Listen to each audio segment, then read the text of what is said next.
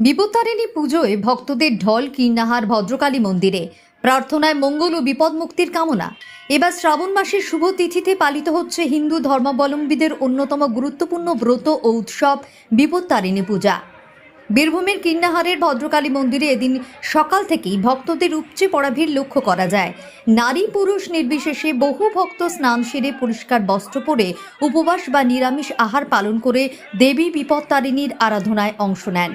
হিন্দু ধর্মীয় বিশ্বাস অনুযায়ী দেবী দুর্গার বিপত্তারিণী রূপ সকল বিপদ আপদ থেকে ভক্তদের রক্ষা করেন।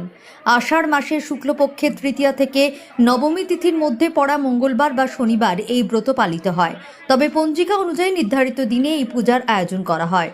প্রচলিত বিশ্বাস এই ব্রত পালন করলে জীবনের নানা সংকট দূর হয়, পরিবারের সুখ শান্তি বজায় থাকে, দীর্ঘায়ু, সুস্বাস্থ্য ও সমৃদ্ধি লাভ হয় এবং অকাল মৃত্যু, দুর্ঘটনা ও অশুভ শক্তির প্রভাব থেকে দেবীর আশীর্বাদে রক্ষা মেলে। পৌরাণিক কাহিনী অনুসারে এক রাজ্যের রানী একসময় এক নিম্নবর্ণের মহিলার সঙ্গে বন্ধুত্ব করেছিলেন। কৌতূহলবশত তিনি নিষিদ্ধ গোমাংস দেখতে চেয়েছিলেন। ঠিক সেই সময় রাজা উপস্থিত হলে রানী চরম বিপদে পড়েন। তখন তিনি আন্তরিকভাবে দেবী দুর্গার কাছে প্রার্থনা করেন। দেবীর কৃপায় সেই গোমাংস অলৌকিকভাবে 13 ফল ও ফুলে পরিণত হয় এবং রানী বিপদমুক্ত হন। সেই ঘটনার পর থেকেই দেবী বিপত্তারিণী নামে পূজিত হয়ে আসছেন বলে লোকবিশ্বাস। সংসারের মঙ্গল কামনায় স্বামী সন্তানের মঙ্গলের জন্য এই বিপত্তারিণী ব্রত, তাই এসছি আজকে ভদ্রকালীর কাছে পুজো দিতে। কিরকম সমাগম রয়েছে? মন্দিরে সমাগম রয়েছে? মন্দিরে প্রচুর লোকের সমাগম হয়েছে এখানে মা বিপত্তারিণী পুজো দেওয়ার জন্য। প্রতি বছরই আমরা এই দিনকে এই মা ভদ্রকালীর কাছে এসে আমরা বিপত্তারিণী ব্রত পালন করি। সন্তানদের বিপদের হাত থেকে রক্ষা পাওয়া, সন্তান, স্বামী, সন্তান এবং বাড়ির লোকের সবার বিপদের হাত থেকে রক্ষা করার জন্য এই বিপত্তারিণী ব্রত আমরা সব মেয়েরাই পালন করি। পুজো আজকে মায়ের ভদ্রকালী মন্দিরে বিপত্তারিণী পুজো, বিপন্নাসী বিপত্তারিণী পুজো হয়। এই শনি বা মঙ্গলবার দুদিনই পুজো হয়। আজকে হোম হবে, আগের দিন হয় না। আজকে সেই দিনে আমাদের হোম হয়, ভোগ হয়, মানে পরমান্ন মানে পরমান্ন মিষ্টি ভোগ হয়। এই মায়ের বিপদের প্রচুর লোকের সমাগম এবং মা বোনেদের ভক্তের সমাগম, মানে দেখছি সেই সকাল 6টা থেকে চলছে এখনো পুজো। আচ্ছা, মানে কি উদ্দেশ্যে এই পুজোটা অনুষ্ঠিত হয়? মানে মানুষের বিপদ থেকে তাড়াবার জন্যে, বিপদ নাশিনী অনেক বিপদ থেকে সংকট নাশ করলে মা ভদ্রকালী হচ্ছে মানে জয়ন্তী মঙ্গলা কালী বলে একটা আছে মন্ত্র আছে। জয়ন্তী মঙ্গলা কালী, ভদ্রকালী, কপালিনী, দুর্গা, সিংহা, ক্ষমা হচ্ছে সদস্য। এই যে মা ভদ্রকালী হচ্ছে সব।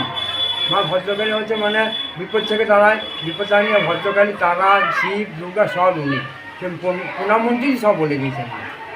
আপনার নাম?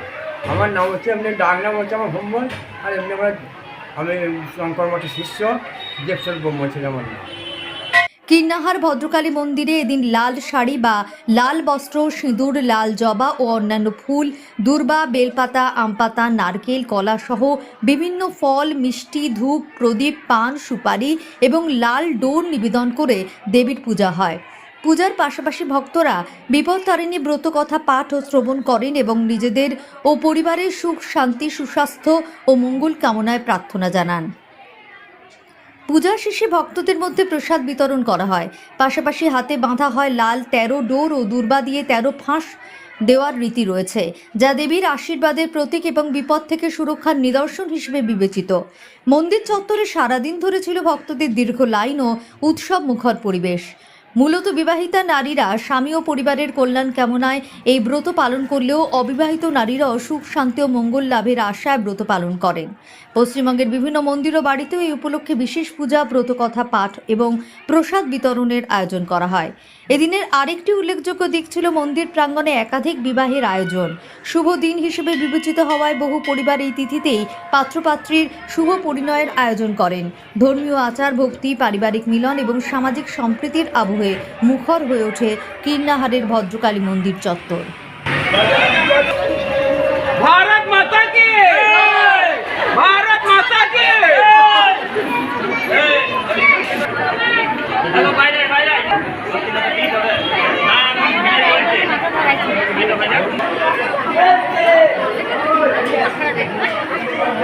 ধাগা কাছে রাখবেন, পুজো চালা দেবেন, ধাগা কাছে রাখবেন।